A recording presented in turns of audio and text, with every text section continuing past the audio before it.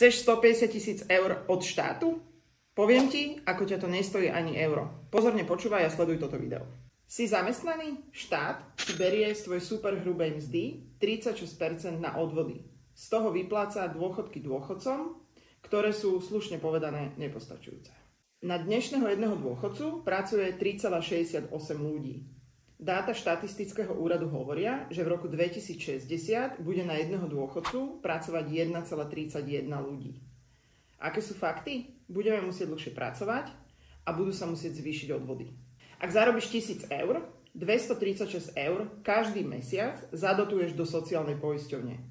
Ak máš druhý pilier, 72,27 eur ti sociálna poisťovňa pošle na tvoj súkromný účet. Pri správne nastavenej stratégii a vďaka zloženému úročeniu si v 64-ke nájdeš na svojom súkromnom účte 150 000 eur. Vyplň kontaktný formulár v profile a dohodni si s nami konzultáciu.